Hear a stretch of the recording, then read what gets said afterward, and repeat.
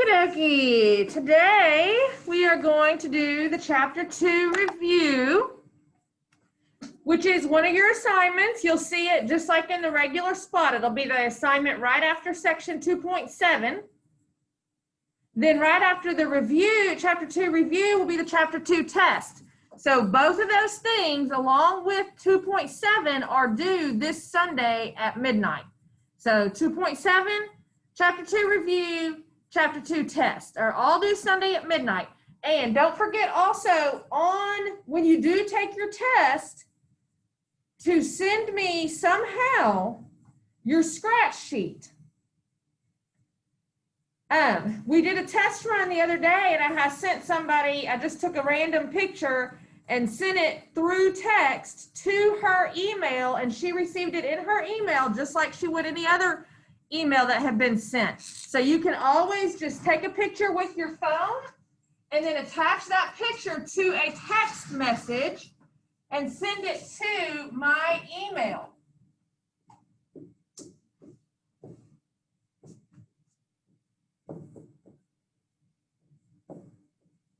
So S.O. Hansen at UA-PTC.edu is where you'll send your scratch sheet.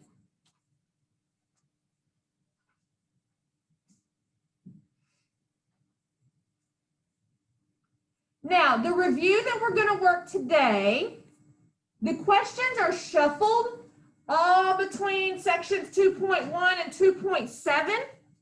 But when you go on to do the review in Math Lab, they will actually go in order of the way that we covered them. Okay, so 2.1's information will be first, and then 2.7's information will be last. Also, that's how your test will go. So again, I can't stress enough how beneficial it is to take the review multiple times, to work out the kinks, to see where you're making your mistakes, okay? It is going to be very beneficial to take it multiple times. Remember, the gradebook will only record your very highest score. So you cannot hurt your grade by retaking that review. You can only help it. Okay? Let's get started on this review. This is the one that's in your course content. Week 4 folder.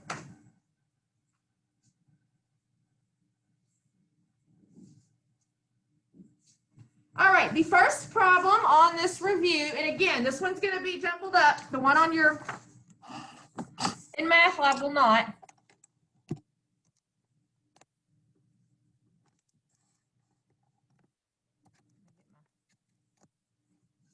There we go. Okay, find the value of the remaining variable in the formula. Perimeter. This is one of those perimeter problems. Equals 2 times the length plus 2 times the width. And then it tells you, it gives you a rectangle with the length and the width. It tells you that the length is 6 and the width is 4. So it gives you all the information that you're going to need to be able to find the perimeter.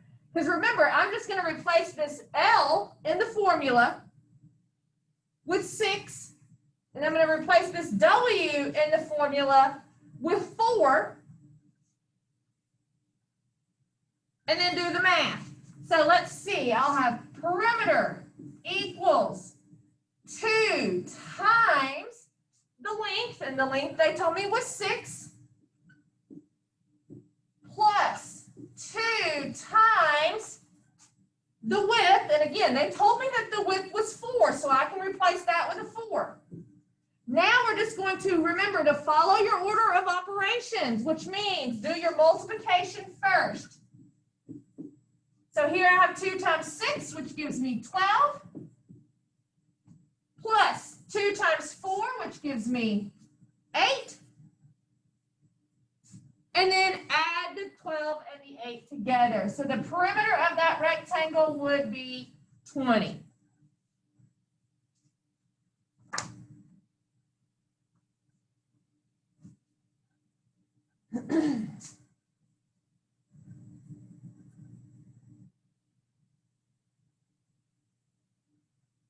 Number 2.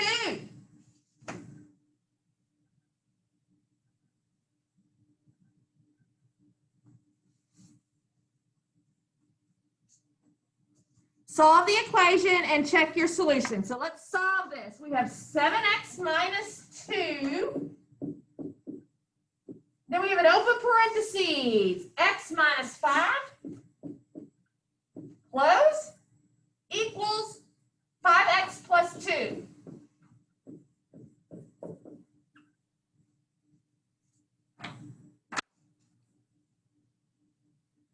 So remember all your order of solving your equations.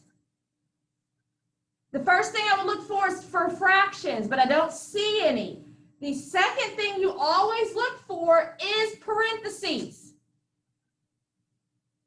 If you see parentheses, you need to remove them, and you remove them by distributing or multiplying through the parentheses with what's in front of them. So let's see. What is hooked on to this parentheses? Don't forget the sign. There is a -2 hooked on. So that's what I'm multiplying through.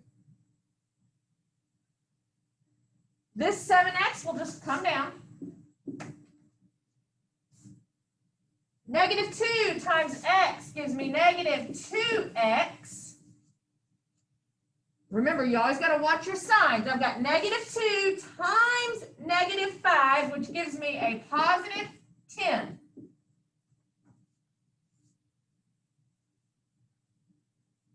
Drop down your 5x plus 2 on the right side. Now, most of the time, after you do some distributing to remove a set of parentheses, there's going to be some cleaning up to do on that side by combining like terms. So I am looking for terms that have the same letter or are just plain numbers that I can put together. Remember, you're always, and I saw several people making this mistake on Tuesday.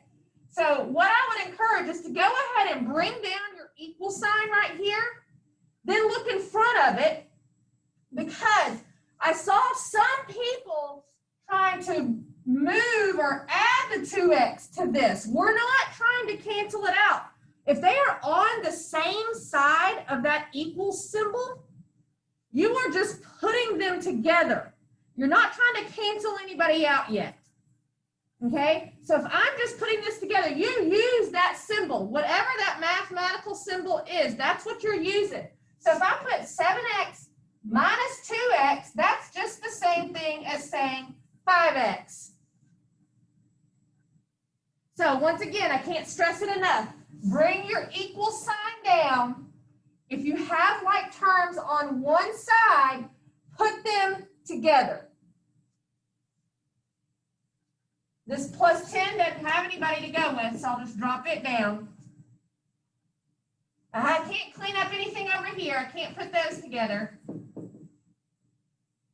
Also, you want to keep your work very organized on these kind of problems. A lot of times I'll see some people get mixed up just because their work is not very organized. They'll write stuff all over the place. This has to stay organized. Okay? So now, once you've combined your like terms, then you're saying, okay, are there x's on both sides of the equal symbol? Here's my equal symbol. Let's bring it down. Let's see if there's x's on both sides. There is. So what we want to do is cancel one of them out. So let's say I'm trying to cancel out this 5x, and something unique happens on this particular problem. So if I cancel out that 5x over here by subtracting it, I have to do the same thing to the front side of the equal sign, right? So I've got to subtract 5x over here. What happened over here also? It canceled out that 5x too. So then you say, okay, what is left on the front of my equal symbol? The only thing left over here is a 10. The only thing left on the other side is a 2. Since both of my x's canceled out, and what you are left with is not a true solution, is it? 10 does not equal 2. That means there is no solution. Or the other way to say it is the solution set is, and then it has that symbol right there. That just means that no numbers will work when you plug them in for x in that situation.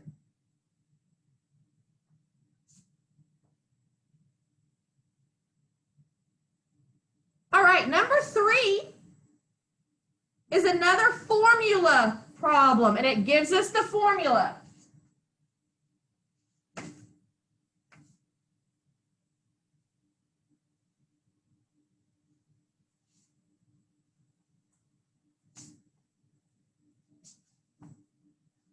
Substitute the given values into the formula. We have area equals 1/2 h, open parentheses, big B plus little b. And then it's going to tell us several of the things that need to be plugged in here. It actually tells me what the A is. It tells me A is 102. It tells me big B is 10, and it tells me little b is 7. So you're solving for the one letter that it does not tell you. It told me what A was, it told me what big B and little b were. So that means I don't know what this H is. That's what you're going to be solving for. So let's plug in what we do know. I do know that A is 102 equals 1/2. I don't know what H is, so I still have an H. And then open parentheses, I've got big B plus little b. Big B is 10 plus little b is 7.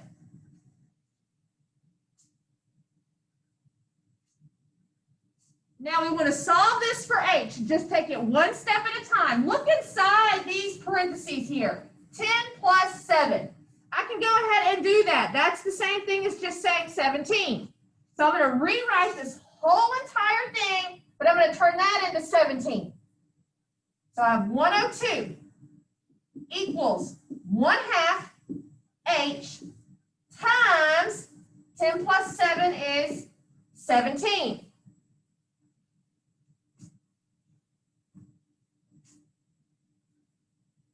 Now, this was the one. Now, remember, I can do either one of these first. I need to get rid of the 17 and the 1/2. They are both hooked on to that H, aren't they? There's no plus or minuses separating the half from the H or the 17 from the H. So they are both hooked on or multiplied times H, which means I get rid of both of them by dividing by them. And it actually doesn't matter which one you divide by first. I'm going to divide by the 17 first. I'm going to do it on both sides. On the right, the 17's cancel. So now I just have 1/2 H, which means I'm getting closer. Now I'm just going to divide that 102 divided by 17, which gives me 6. Once again, if you are dividing, right, I need to divide by 1/2, don't I? If it's hooked on, that's how you get rid of it, is you divide by it. So I'm going to divide both sides by 1/2. On the right, the 1/2 cancels the 1/2, and all I'm left with is h, which means if I could do this math, 6 divided by 1/2, then I'll have the answer. Remember, your calculator will do that for you. Just tell it exactly what you want to do. You want to divide 6 divided by, now in the denominator, put that 1/2 in parentheses because you kind of want to tell your calculator that 1/2 is one number. I don't want to separate the 1 and the 2. I want that whole thing to be 1/2. So put that in parentheses. So open parentheses, 1, and the way you get that fraction bar is to do divided by again. So 1/2, and then close your parentheses. So that is telling your calculator to do 6 divided by 1/2 and hit enter to get 12. Okay, now also, so my h equals 12. So there's your answer. Just a little tidbit of information for you. If you are dividing something by 1/2, that means the same exact thing as multiplying it by 2. If you're dividing something by 1/3, that's the same thing as multiplying by 3. Okay? It's like they're flip of each other. Okay? So h equals 12 on that problem.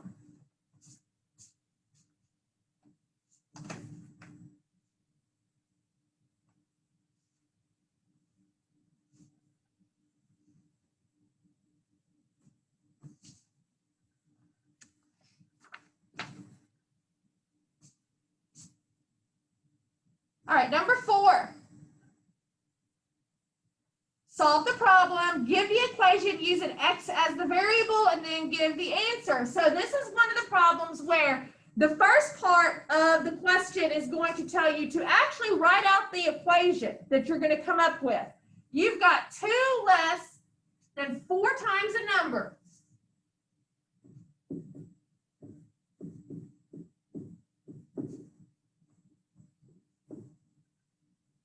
So you are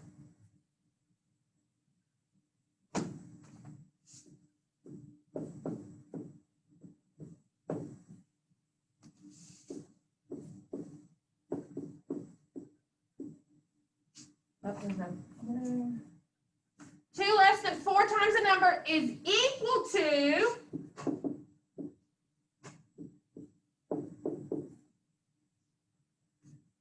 10 more than 6 times the number.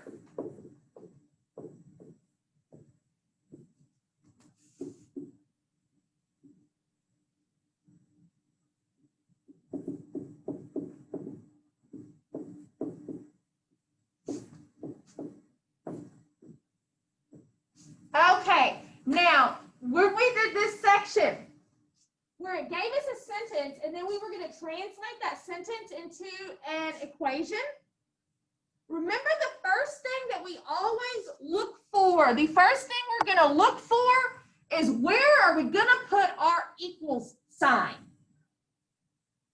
So what words would represent equals? Equal is equal to, amounts to, words like that mean equal. So let's read this sentence and figure out where are we going to put our equal sign.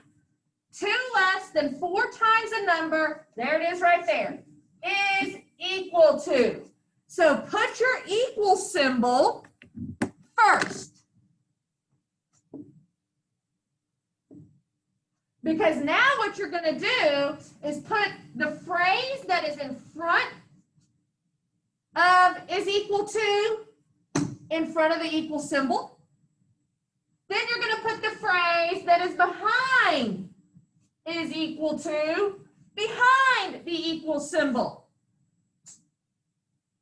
So let's see what is in front of the is equals to. It says 2 less than a number. So anytime you have, the two math things I'm seeing is less than, which means I'm going to have a subtraction, and times a number, which means I'm going to have multiplication. So do your multiplication first. So here's my multiplication. 4 times a number. How would you write that?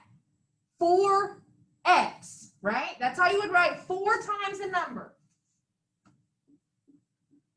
So I'm taking care of 4 times a number. Now I'm going to write 2 less than this. If I am 2 less than something, that means I need to subtract 2 from it. So 2 less than 4x. So 4x minus 2. So there's the front side of my equal symbol. Let's go to the back. What's behind the is equal to phrase? Let's see. We've got 10 more than 6 times a number. So more than means we're going to add. 6 times a number means we are going to multiply. So do your multiplication first. 6 times the number, which would mean 6x. Now I want to write 10 more than this, which means I need to add 10 to it. So the very first thing you are going to put, see on number 4, it says the equation is, and then it says underneath it, do not simplify. It wants you to type out this whole equation for that part of the answer. Then the second part of the answer is what is the solution, which means now I'm going to solve it. So I'm looking at, here's my equal symbol.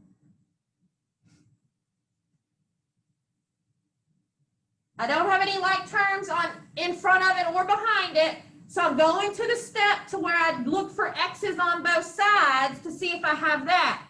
Well, I do.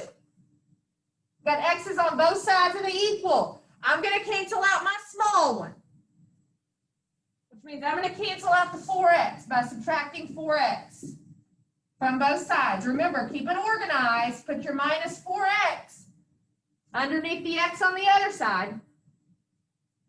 So my x's are gone on the left. All I have left is the -2 equals. Over here, I've got 6x minus 4x, which is 2x. Bring down my plus 10. Now, I only have x's on one side. And I've seen this mistake been happening. Once I get my x's on one side, that's the side I'm working on. I am messing with this side. So what do you want to do with this x? You want it to be alone. You don't want to bring anything else over here to that side. I want to get rid of the things that are on the side with the x. And you want to get rid of your adding and subtracting things first. So I'm going to get rid of this plus 10 with a minus 10 on both sides. Bring down your equal. So let's see, -2 minus 10 gives me -12. What do you have on the right? The 10's canceled out, so all I'm left with is the 2x. And divide both sides by that 2 that's hooked on. So the 2's cancel. I'm left with x on the right. -2 divided by 2 gives me -6.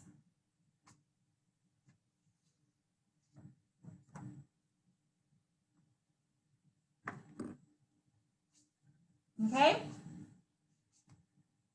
Number 5.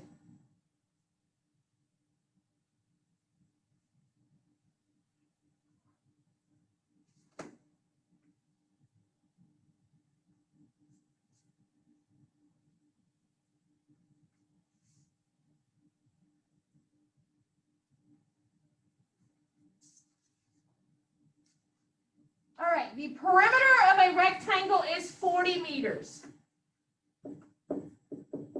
So the perimeter is 40. The length is 2 more than 2 times the width. Find the length and the width of the rectangle. So let's draw this out with the information that we know. There's my length, there's my width.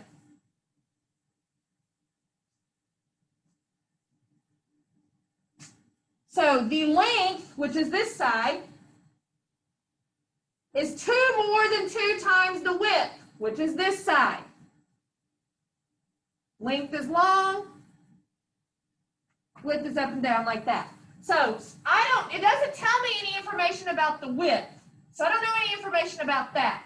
What I do know is that the length is 2 more than 2 times the width. So let's just call the width W for width. And then it tells me 2 more than 2 times the width. Now, if you'll notice, it even draws all that out for you. So it tells you that that's the information for the length, that's the information for the width. Now it wants you to find the length and the width. Now remember, what is perimeter? Perimeter is equal to 2 times the length plus 2 times the width.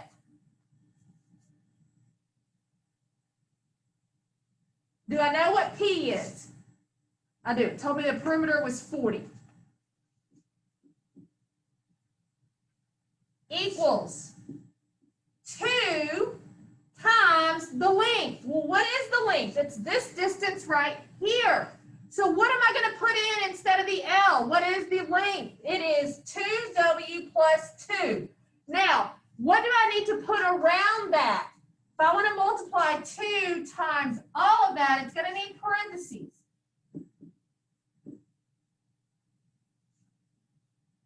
So that's what I put in place of the length.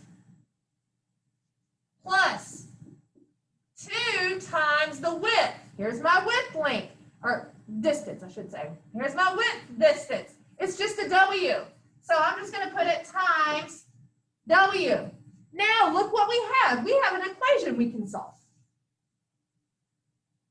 Using the same skills that we've used solving equations always. Get rid of your parentheses.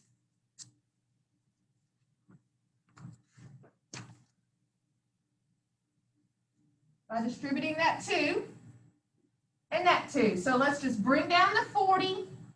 There's my equal. 2 times 2W gives me 4W. Plus 2 times 2 gives me 4. Plus 2 times W gives me 2W. Bring down your equal. Only thing I have on the front of it is 40. But look behind it. Are there like terms that you can put together? Since they're on the same side, I'm not canceling, I'm putting together. That 4W and that 2W, I'm going to put those together because that's just the same exact thing as saying 6W. This plus 4 doesn't have anything to go with, so I'm just going to bring it down. So here's my W that I'm solving for.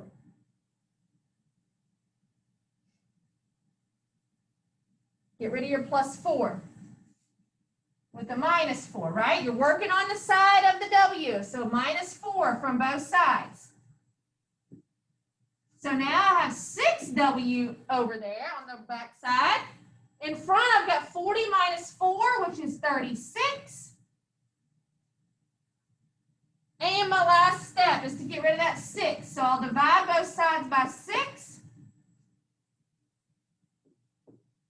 So W is the only thing left over there. So now I'm about to know what that is. 36 over 6 gives me 6, which means the width, right? That's what I found. W is 6.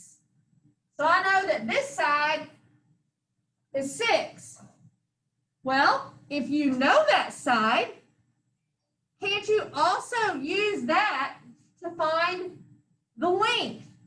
What do you know about the length? Well, now I know that W is 6, so I really just have 2 times 6 plus 2.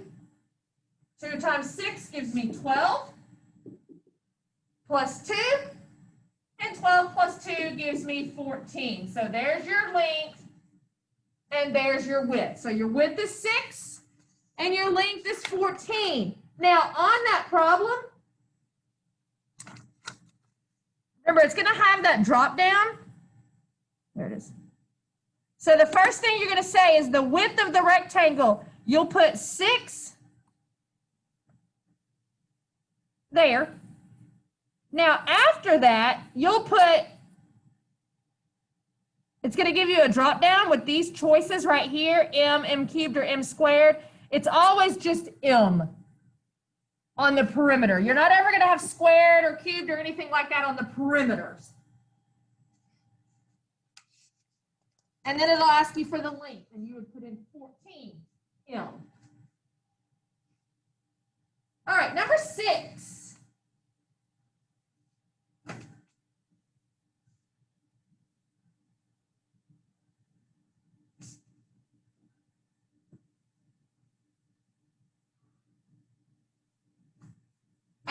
Minus 10, just a plain equation. 8x minus 10 equals 3x. This is the one, it's very important to keep your equal symbol lined up. So go ahead, always, just go ahead and bring down where your equal symbol is. Look at your equation. I don't have any like terms in front or behind. So I'm jumping straight to the step where I have x's on both sides, and I do have that. My small x is this 3x, which means that's the one I'm going to cancel. So I'm going to subtract 3x from the right, which means I have to subtract 3x on the other side. 8x minus 3x gives me 5x. Remember, here's your equal sign. You can't just put that negative 10 over there. What is over here? There is nothing left. There is a big 0. Right? If your equal sign is here, and you had a 3x and you cancel it, you have nothing left on the right. Over here, you've got the 5x, just drop down that minus 10. So now here's your equation. You can't just throw the minus 10 over there. The way it gets to that side is now I'm solving for this x. I need to get rid of the minus 10, so I actually have to add the 10, right? To get rid of the minus 10 on that side. So again, here's my equal.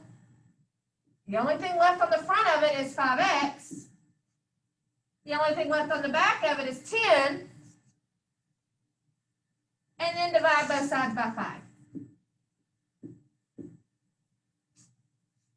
So my 5's cancel. There's my x equals 10 over 5 gives me 2.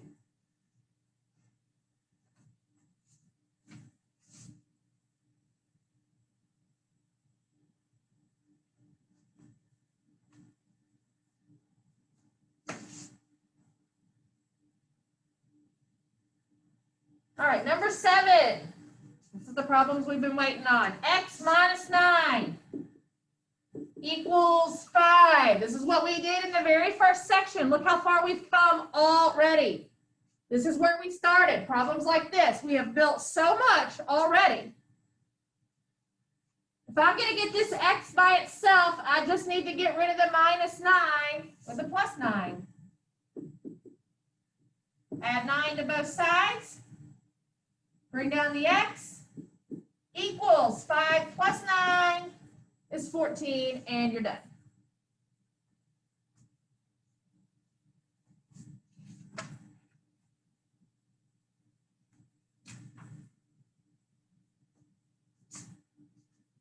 Number 8.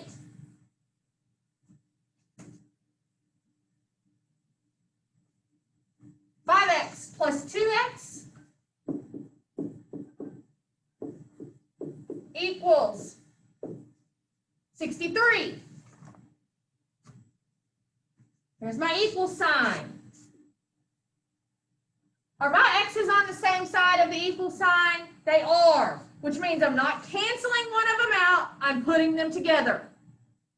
They're on the same side. I just want to put them together. So let's put the 5. Why would you write 5x and 2x on the same side of the equal sign when you could just as simply write it as 7x? There is no difference. So put the 5x and 2x together. Drop down your 63. So now all you have is the 7 hooked onto the x, which means I'm going to divide by it on both sides. So now x equals 63 over 7, which is 9 when you divide.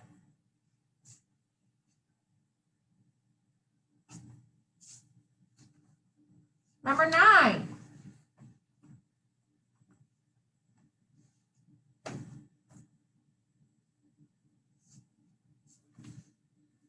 Eight x equals 64.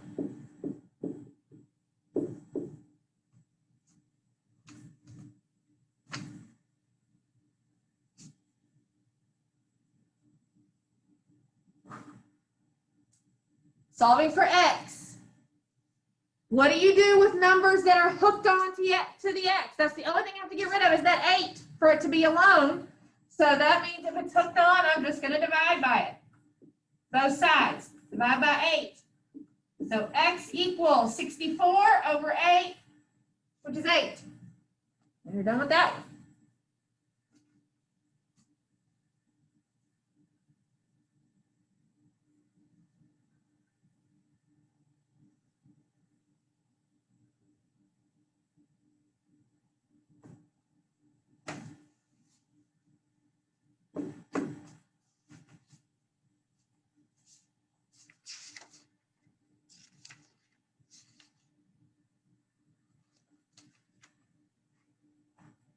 Okay, number 10, this is what we did on Tuesday with the inequalities. It says write the inequality in interval notation and graph the interval.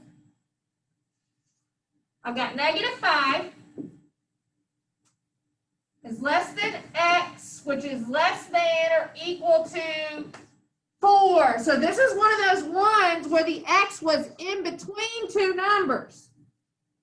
Now, even though it's going to ask you first to write the interval and then to pick the graph. Like, I don't even think it shows you these multiple choice graphs until you type in the interval. Even though that is the case, it's much easier to write interval notation when you see the information on a number line. Because once you see the information on the number line, you are literally just pulling off that information to write it as your interval. So let's think about this. X is between -5 and 4. So that's the only two numbers I really need to represent. Well, I'll just put a 0. 1, 2, 3, 4. -1, 2, 3, 4, 5. So there's my -5. There's my 4. Now, remember, what makes you have the difference between using a bracket or using a parentheses? Because this one has both. If you have the equal to bar, that's what tells you bracket. So there's going to be a bracket on the 4. If you do not have the equal to bar, that is what's telling you to use parentheses. So there's going to be a parentheses on the -5. Again, equal to bar, bracket, no equal to bar, parentheses.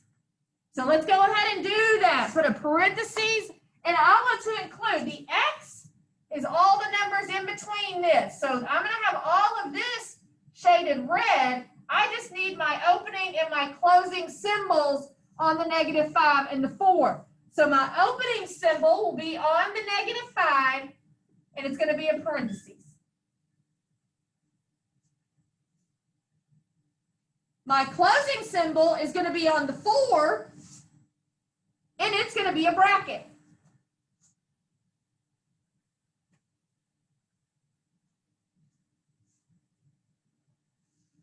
X is all the numbers in between that parenthesis and that bracket. Now, here is the reason why I had you do the number line first and then write it as your interval. Look what you have just drawn on your number line. You've drawn an open parentheses with -5, a closing bracket with 4. That is exactly what your interval notation is. So just pull it straight off this number line. Open parentheses, -5, closing bracket with a 4 inside. That's your interval notation. Again, just yanked it straight off this number line.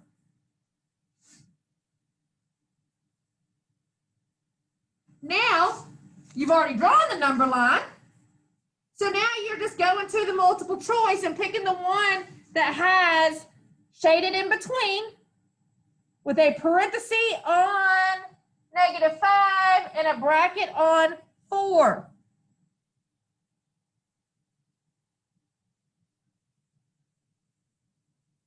Where is it? I can't see it. C, which would have the parenthesis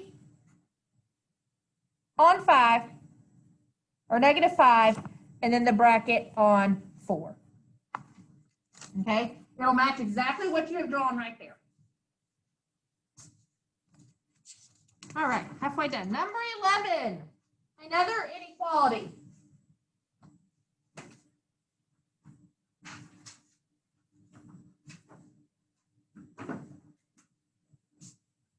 X minus 10 is greater than or equal to -10. No, not minus 10. I'm sorry. X minus 4. I can't see. Is greater than or equal to -10. So here we are. We need to get the X by itself, which means I need to add the 4 to both sides.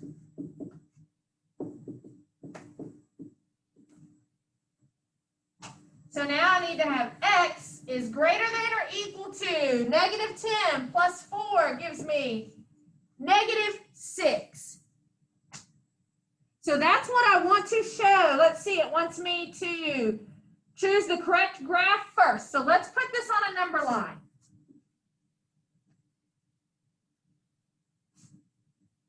Let's see, there's 0, -1, 2, 3, 4, 5, 6. So here's -6.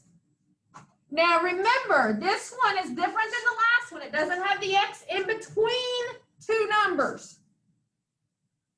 Which means if the X is not between two numbers, I'm going to have some kind of infinity involved. So let's remind ourselves where the different infinities are. If I go forever this way, I am going to infinity. If I go forever this side of the number line, I am traveling towards -infinity. Now let's see, am I going to use a bracket or a parenthesis? Do I have the equal to bar? Yes. That means I'm going to use a bracket. My bracket is going to be on whatever number is represented right here. So it's going to be on the -6. And remember, your arrow points in the same direction as your inequality symbol. So my arrow needs to point that way, just like the inequality symbol does. So I'm going to have an arrow pointing this way from the 6. Since the arrow is pointing that way, that's the way my bracket needs to go. So there's what your graph should look like. A bracket on -6 with an arrow pointing to the right. Then it wants you to draw your interval notation. So once again, just pull it straight off the number line. Open bracket, with the -6. Now, it doesn't end. This arrow means it doesn't end. So where is it traveling to?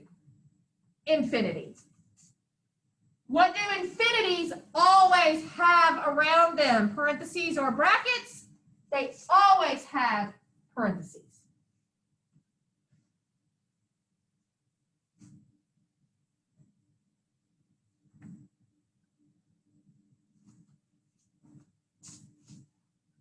All right, moving right along to number 12.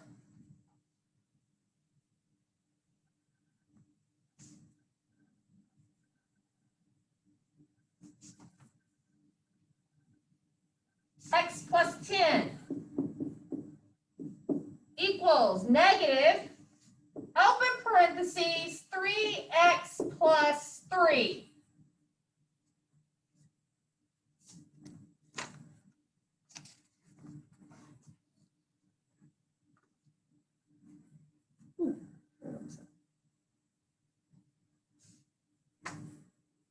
I do have a set of parentheses, so I need to get rid of those first. What is bumping up against the parentheses? This negative symbol, you can think of it as a -1 that you are multiplying through that set of parentheses. So when you distribute a negative through a set of parentheses, the parentheses will go away, and the signs of what's inside there are going to change to the opposite sign. So again, drop down your equal. This -1 times 3x just turns that into -3x.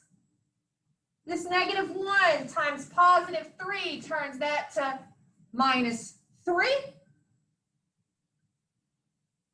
Drop down this x plus 10 over here. Nothing I can do over there. So now, here's my equal symbol. I'm looking in the front of it to see if there's any like terms to put together, but I can't. One's an X and one's not. What about behind it?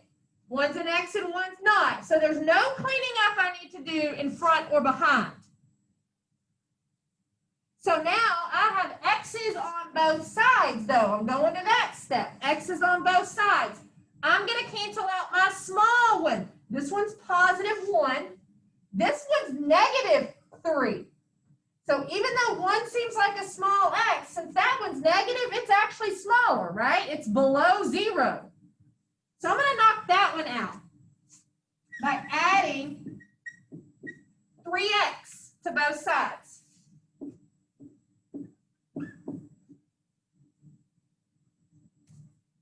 I'm going to drop down my equal so I can keep everything straight.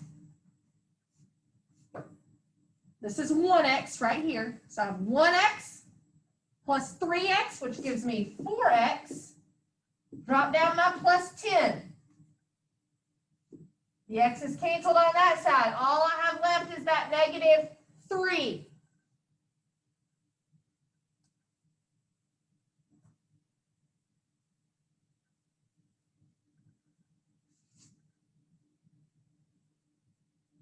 On the left, here's the x I'm trying to get by itself, right? That means this is the side I'm working on.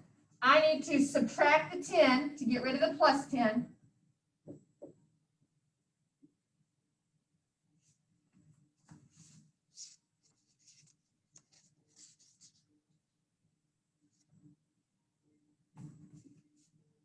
So all that's left on the front is 4x equals, all that's left on the right, I have -3 minus 10, which is -13.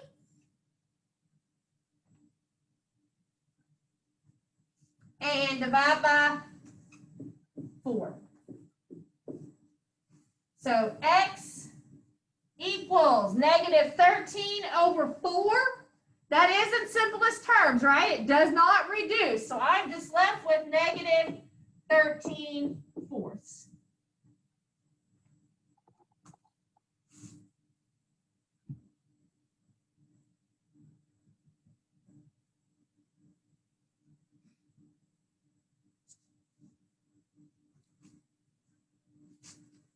Moving on, number 13.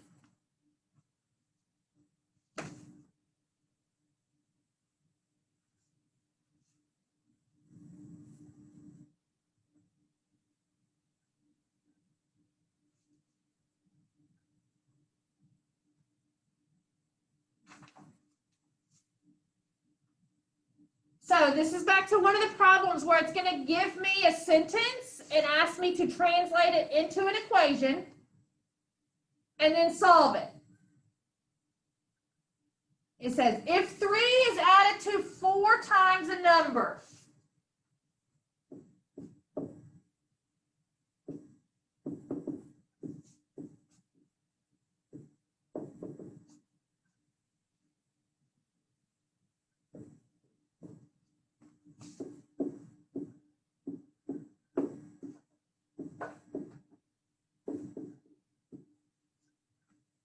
the result is equal to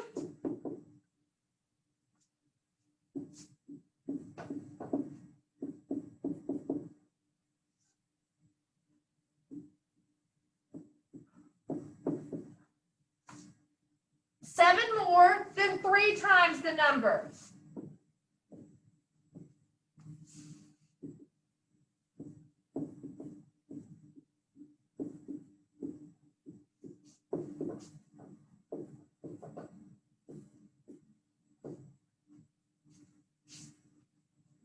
Okay, so read it again. If 3 is added to 4 times a number, the result is equal to 7 more than 3 times the number. Remember, when we are given a sentence like this and asked to translate it to an equation, the very first thing you need to know is where is my equal sign going to be? So look for the wording of where you're going to put your equal sign. Here it is right here. It is equal to. The result is equal to. So go ahead and put an equal symbol, and then you're going to build up the front of it with the wording that is in front of this equal phrase, and then you're going to put the back of it with the words that come after that equal phrase.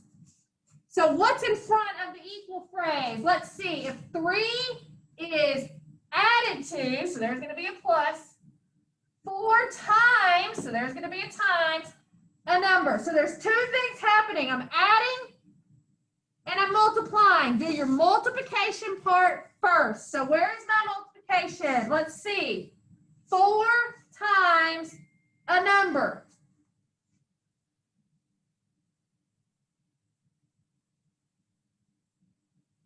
Which will give me 4x. 3 is added to this. So you're going to add 3 to it.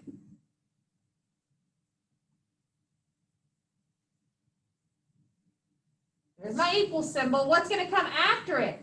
7 more than 3 times the number. So again, write your multiplication first. 3 times the number would be 3x. Then what am I going to put with that? 7 more than 3x. So add 7 to it.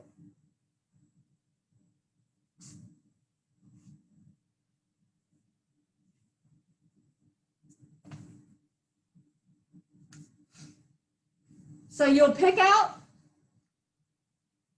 the multiple choice part. Will show that equation that you'll choose. Then you're going to solve it. So I'm going to cancel out my small x because I have x's on both sides. So I'm going to subtract 3x from both sides. Here's my equal symbol. Let's see what's left in front of it behind it after I cancel out the 3x. All that's left behind it is 7. Look in front of it. 4x minus 3x is just 1x or x, right? Bring down my plus 3. So now I have x plus 3 equals 7, which means the only thing I have left to get rid of is the plus 3. So I'll subtract the 3. So I drop down my x equals, on the right, 7 minus 3 gives me 4. So x equals 4.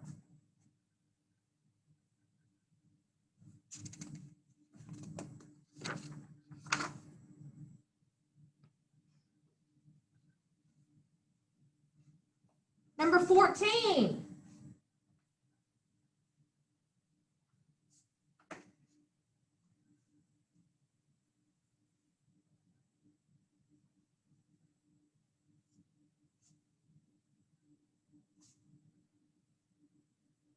Is another inequality,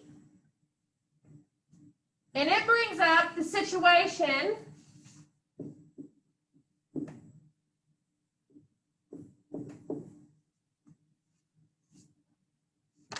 where during my solving, what do I have to do to get rid of this -6 that is hooked on? If it's hooked on, I'm going to get rid of it by dividing. And remember, when you're dividing, you do not change this side. You divide by exactly the number that is hooked on. So I am dividing by -6.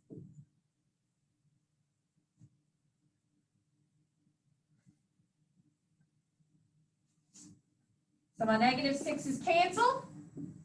There's my x. Now, remember, if you divide both sides of an inequality that has a less than or greater than symbol, if you divide both sides by a negative number, which means this bottom number right here is negative, you are going to change the symbol around.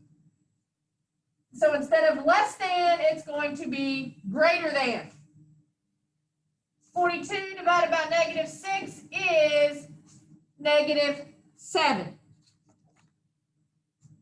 So here is what you are going to draw on the number line. X is greater than -7. 0 is there. -1, 2, 3, 4, 5, 6, 7. So here's my -7.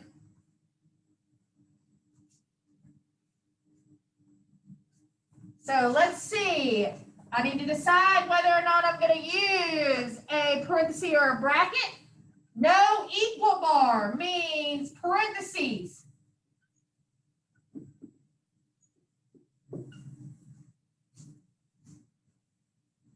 My arrow points the same exact direction as this symbol. So since it points to the right, my arrow is going to go to the right. Again, it's going to be a parentheses on -7. Since my arrow goes that way, that's the same way my parenthesis opens. So that's going to be your multiple choice part where you pick out the graph. It'll be a parentheses on -7 with the arrow to the right. Now let's write this in interval notation. Again, just pull it straight from here. Open parentheses.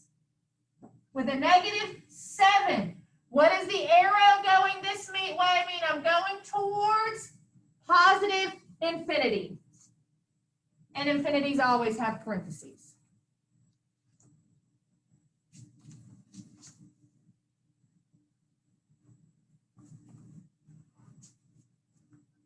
Number 15.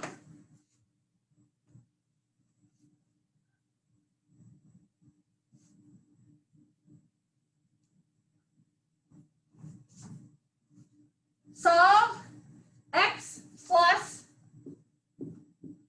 1/12 equals -5/6.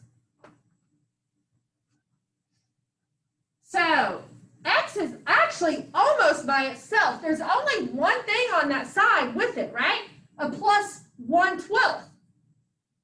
Which means if I can subtract it off,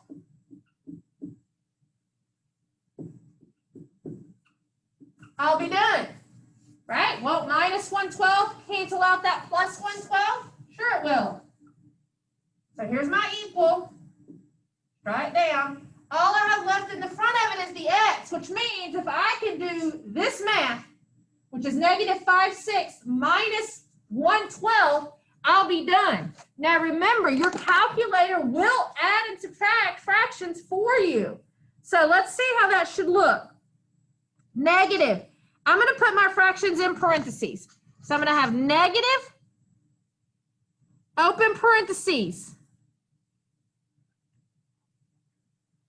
Then I'm going to put in that 5/6. So 5 divided by 6. Divided by is how you make that fraction bar. So 5 divided by 6, and then close my parentheses.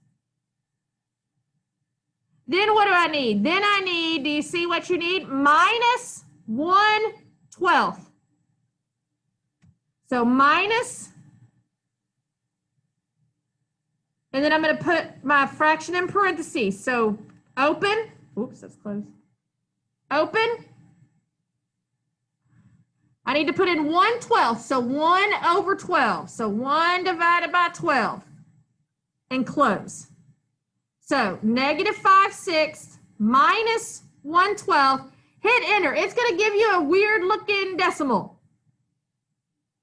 MathLab's not going to let you put that in, right? But remember the magic button that turns your crazy decimals into the simplified fraction that they're equal to.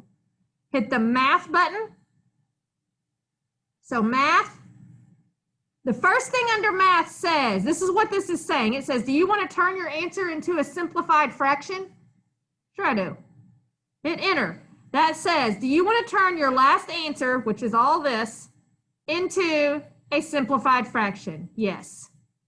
So there's your answer. Negative 11/12.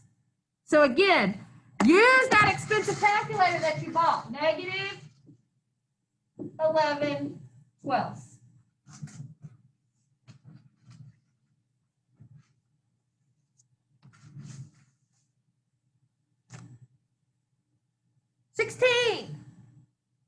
Another inequality. This one's already solved for us. It just says, write the inequality x is less than or equal to -5 in interval notation, and then graph it. Of course, we do it backwards. We graph it first, and then we write it in interval notation. Oh, FYI, if you do not have a TI-84 calculator, I do know they have some in the library that you can check out, just like you would check out a library book. So if you don't have one, I would highly suggest go check one out before you do the review and the test. I think you can keep them for like a week at a time. And then you have to turn them in for a day, but then I think you can go back and recheck them out. Okay, so if you want a calculator before you take your test, come to the UA-PTC library and check out a calculator.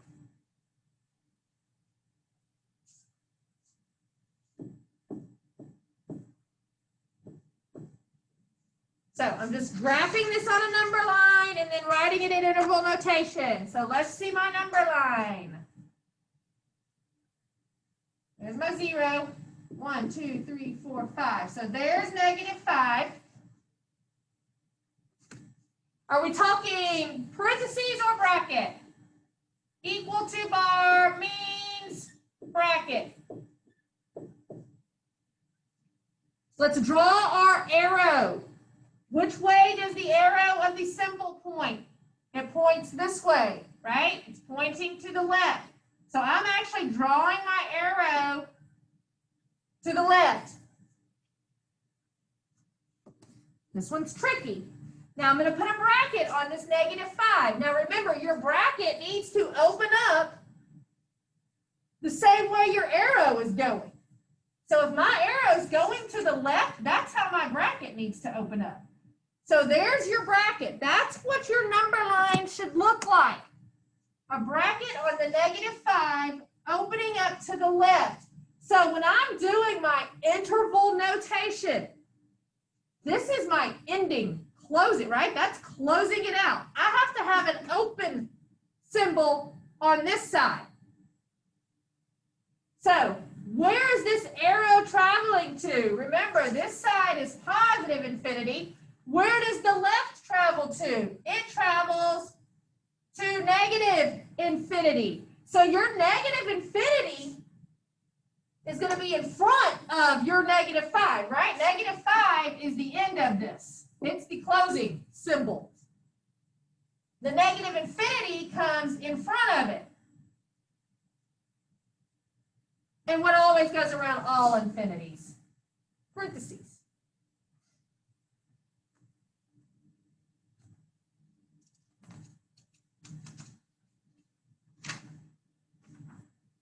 All right, 4 more. Number 17.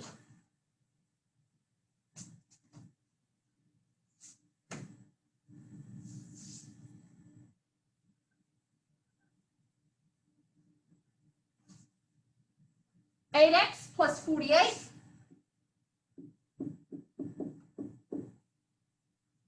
equals 3x minus 12. Solving for x. I've got x in, I don't have, look, here's my equal symbol. There's nothing to clean up in front of it and nothing to clean up behind it because I don't have any like terms here or here. But I do have x's on both sides. So now I'm going to cancel out my small x. So I'm going to cancel out this one by subtracting 3x from both sides. Here's my equal. My x's cancel. 8x minus 3x gives me 5x. Bring down my plus 48. I still have it over here. On the back side, all I have left, make sure to bring down your sign. All I have left is negative 12.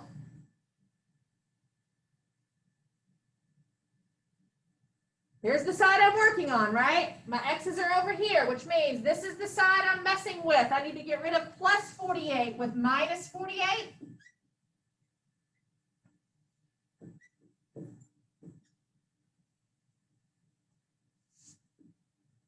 So now I have 5x on the left equals negative 12 minus 48 is negative 60 on the right. Punch that in if you don't want to do it. If you don't want to think about it, punch that in your calculator. Negative 12 minus 48. And last step, divide by 5. So x equals negative 60 divided by 5 gives you negative 12.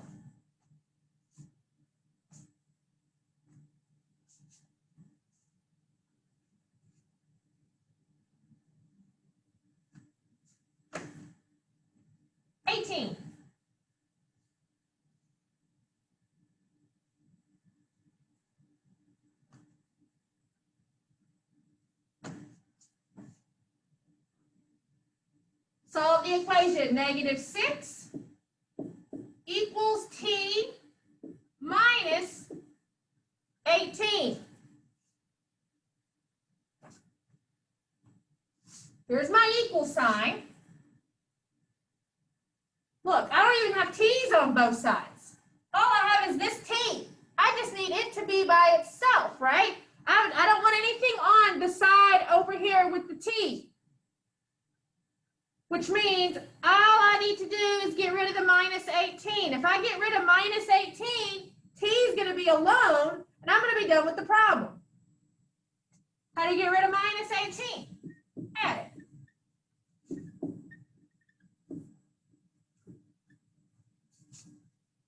On the left, here's my equal. Negative 6 plus 18 is 12. Again, punch that in if you don't want to do it. Negative 6 plus 18 equals t, and you're done. The answer is 12. And then sometimes it'll say something weird like this, like the solution set is, that just means put your answer in there. The solution set is just 12. Put in a 12.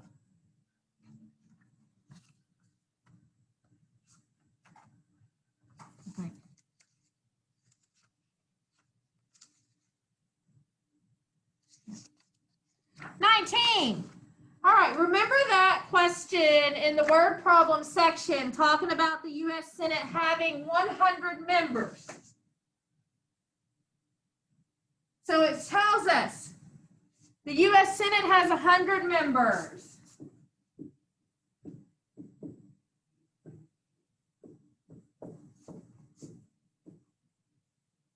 So the U.S. Senate has 100 members. After an election, there were 10 more Democrats than Republicans. No other parties are represented, which means there's just two sets of groups. There's Democrats and there was Republicans, And when you add the amount of those together, you would have 100. 100 senators all together. So let's see, we have Democrats,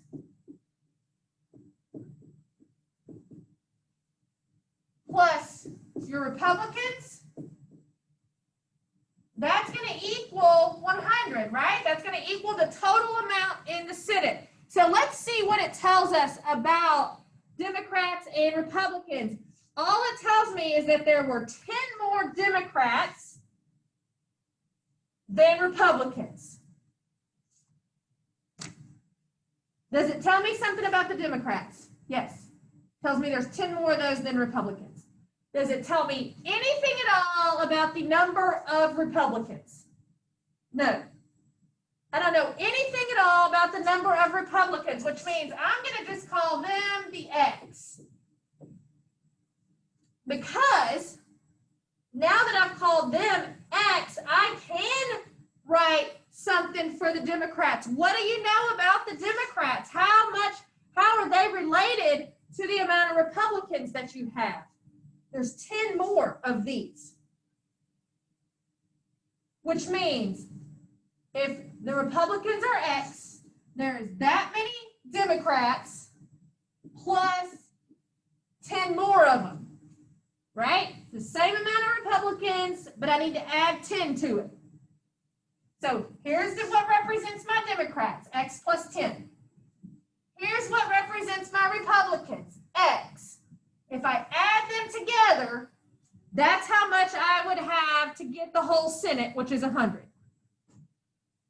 So look what you've come up with now. You've come up with this equation that you can solve for X, and then take that information back and say which one is the Democrats and which one is the Republicans.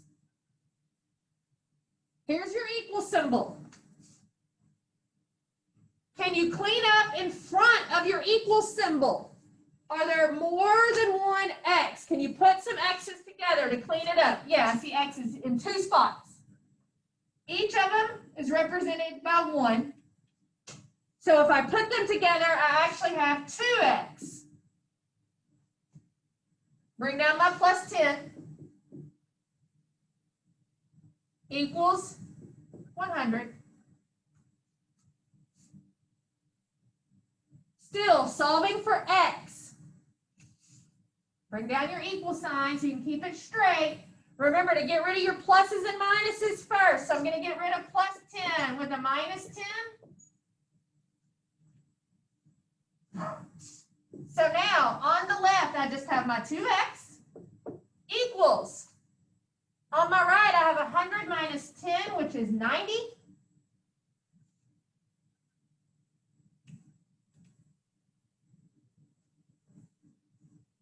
What do you do with the last number? If it's hooked on, you're dividing by it. So what does X equal? X equals 90 divided by 2, which is 45. Now, we need to go back to the equation that we set up and see what does that mean. Let's see, who represented the Democrats? This right here, X plus 10. Who represented the Republicans?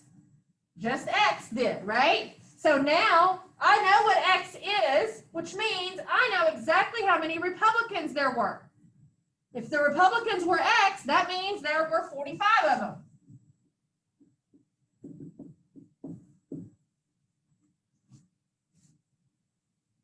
So now I need to figure out how many Democrats there were. Well, we know what X is. And if the Democrats are represented by the X and add 10 more to it, that just means X is 45. So 45 plus 10 would give you 55.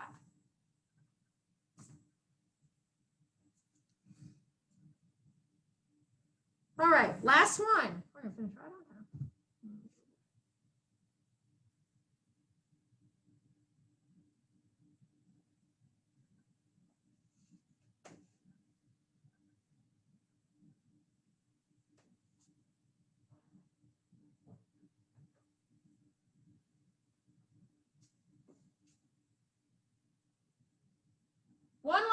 inequality. 9x plus 2 is less than 8x minus 1.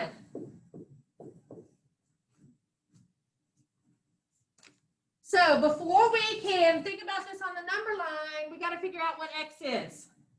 So here's my inequality symbol. I'm just going to drop it down, just like I would an equal sign.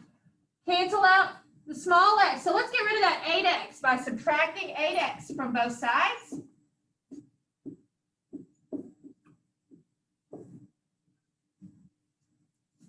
So here I've got 9x minus 8x, which just leaves me with x. Drop down my plus 2. There's my inequality symbol. Now, what are you left behind the inequality symbol? Don't forget your sign. I'm left with a negative 1 over there. So here's where I'm working, right? You're working on the side of the x. Get rid of the plus 2 with a minus 2.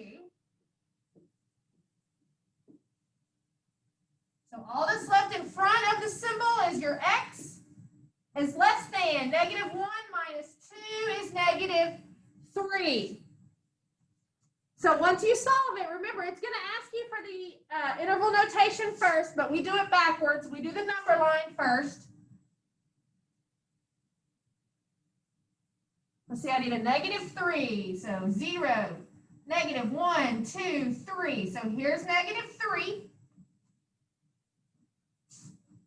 Then I say, okay, am I going to use a parenthesis or a bracket? No equal bar means parentheses. Draw your arrow coming from the negative 3 in the same direction the inequality symbol is pointing. So since that inequality symbol is pointing to the left, that's the direction I'm drawing my arrow. To the left.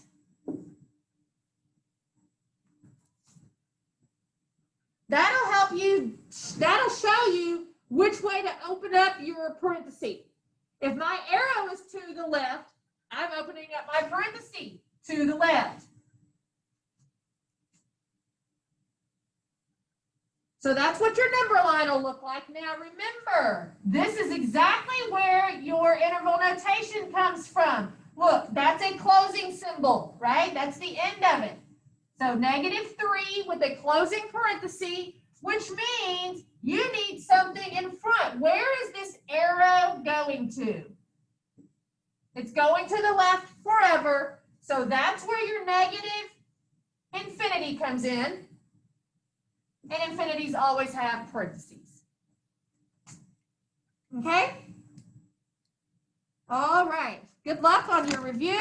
Good luck on your test. Don't forget to send me your scratch paper. So Chastity, you good? Do you have any questions?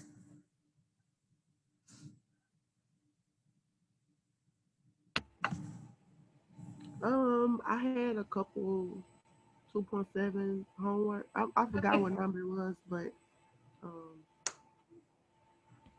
I was confused on it. I'm gonna try to go back on it and work it out. Okay, I can look up real quick. Hang on.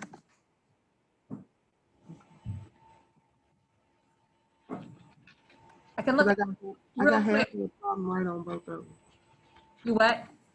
I got half of the problems right on. Okay, let me go to it and look real quick. It'll just take me a second to get there. To see which ones.